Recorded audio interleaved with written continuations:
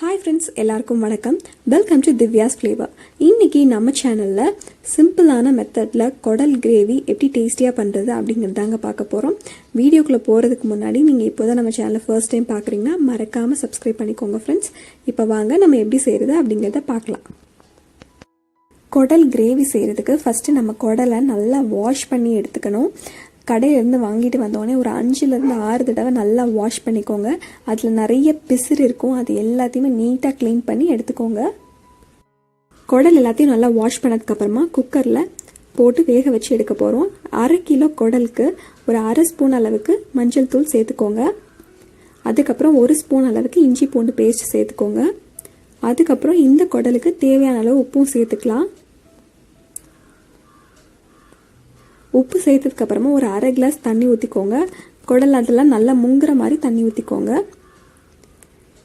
இப்போது குக்கரை மூடி வச்சுட்டு ஒரு விசில் வந்ததுக்கப்புறமா சிம்மில் வச்சு ஒரு 10 நிமிஷம்க்கு அப்புறம் கேஸ் ஆஃப் பண்ணிடுங்க. ஆஃப் பண்ணிவிட்டு கேஸ் நல்லா இறங்கினதுக்கப்புறம் குக்கரை திறந்து பார்க்கலாம்.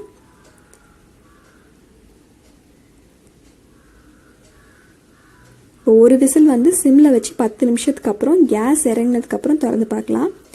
குடல் எல்லாம் சூப்பராக வெந்திருக்கு. சில சமயம் லேட் ஆகும். நீங்கள் அப்படி வேகலைன்னா இன்னும் கொஞ்சம் எக்ஸ்ட்ரா நேரம் வச்சு வேக வச்சு எடுத்துக்கோங்க. இப்போ வந்து இந்த தண்ணியை வேஸ்ட் பண்ண வேணாம். தண்ணியை தனியாக எடுத்து வச்சுக்கோங்க, குடலை தனியாக எடுத்து வச்சுக்கோங்க. நம்ம கிரேவி செய்யும் போது இந்த தண்ணியே ஊற்றினோம்னா இன்னும் கொஞ்சம் எக்ஸ்ட்ரா ஃப்ளேவர் கிடைக்கும். இப்போது நம்ம கிரேவி செய்ய ஸ்டார்ட் பண்ணிடலாம். அதுக்கு ஒரு பேன் எடுத்துக்கோங்க. ஆன் பண்ணிவிட்டு ஒரு 2 ஸ்பூன் நல்லெண்ணெய் ஊற்றிக்கோங்க. நீங்கள் எந்த நான்வெஜ் ரெசிபி செய்கிறதா இருந்தாலும் நல்லெண்ணெய் ஊற்றி பண்ணிங்கன்னா அதோட டேஸ்ட்டே சூப்பராக இருக்குங்க. 2 ஸ்பூன் அளவுக்கு நல்லெண்ணெய் ஊற்றினதுக்கப்புறமா நல்லா காயணும். எண்ணெய் நல்லா காய்ஞ்சதுக்கப்புறமா ஒரு 2 பெரிய வெங்காயத்தை சின்னதாக கட் பண்ணி வச்சுருக்கேன். அதை வந்து இது கூட சேர்த்துக்கலாம். சேர்த்துட்டு சிம்மில் வச்சு ஒரு 2 நிமிஷம் நல்லா வெங்காயத்தை வதக்கிக்கோங்க. ஆட்டோட குடலில் விட்டமின் பி சத்து நிறைய இருக்குது. அதே மாதிரி ப்ரோட்டீன்ஸ், மினரல்ஸ் அப்படிங்கிற நிறைய நன்மைகள் நிறைந்ததான் இந்த ஆட்டோட குடல். ஸோ நம்ம கிடைக்கிறப்ப இந்த மாதிரி வாங்கி செஞ்சு சாப்பிட்டா ரொம்ப நல்லது. ஸோ 2 நிமிஷம் நல்லா வதங்கினதுக்கப்புறமா இதில் 1 ஸ்பூன் அளவுக்கு இஞ்சி பூண்டு பேஸ்ட்டு சேர்த்துக்கலாம். ஏற்கனவே நம்ம வந்து வேக வைக்கும் போது சேர்த்துருக்கோம். இப்போ இன்னொரு ஸ்பூன் சேர்த்துக்கிறேன். சேர்த்துட்டு அந்த இஞ்சி பூண்டு பேஸ்ட்டோட பச்சை வாசனை போகிற அளவுக்கு நல்லா வதக்கிக்கோங்க.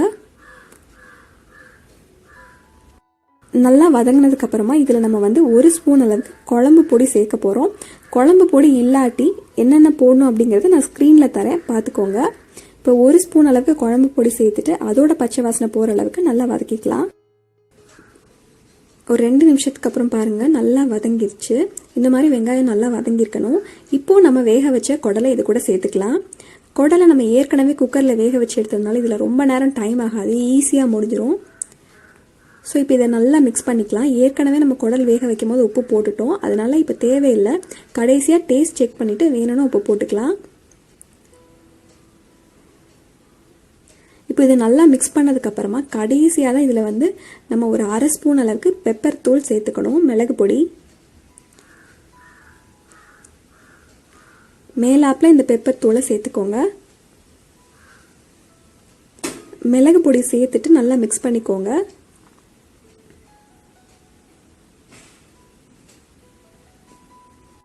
இந்த மாதிரி செய்கிறது நல்ல டேஸ்ட்டாக இருக்கும். தோசை, சப்பாத்தி, சாதம் எல்லாத்துக்கூடயும் சூப்பர் காம்பினேஷனாக இருக்கும். இப்போ இது நல்லா வதங்கிடுச்சு. இப்போ இதில் நம்ம வடிகட்டி வச்ச தண்ணியும் சேர்த்துக்கலாம்.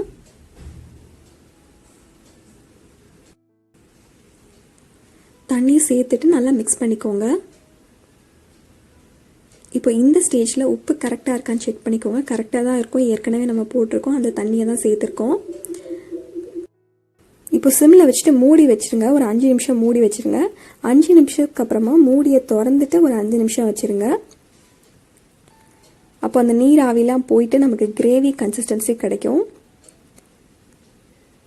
திறந்து வச்சுட்டு ஒரு 5 நிமிஷம் அப்படியே வச்சுருங்க. ஒரு 5 நிமிஷத்துக்கு அப்புறம் பார்த்தீங்கன்னா எண்ணெய்லாம் தெளிஞ்சு நல்லா மேலே வந்திருக்கும். பாருங்கள் சூப்பராக எண்ணெய் தெளிஞ்சு மேலே வந்துருச்சு. அவ்வளோ தாங்க, ரொம்ப சிம்பிளாக ஈஸியாக குடல் கிரேவி ரெடி ஆயிடுச்சு. நீங்களும் இதே மாதிரி ஒரு நாள் ட்ரை பண்ணி பாருங்கள். ட்ரை பண்ணி பார்த்துட்டு எப்படி இருந்துச்சுன்னு சொல்லுங்கள். இந்த வீடியோ உங்களுக்கு பிடிச்சிருந்துச்சுன்னா நம்ம சேனலை லைக் பண்ணுங்கள், உங்கள் ஃப்ரெண்ட்ஸோட ஷேர் பண்ணுங்கள். இதே மாதிரி நிறைய வீடியோஸ் நீங்கள் நம்ம சேனலில் பார்க்கணுன்னா மறக்காமல் நம்ம சேனலை சப்ஸ்கிரைப் பண்ணுங்கள் friends. Thank you so much for வாட்சிங். Keep supporting friends.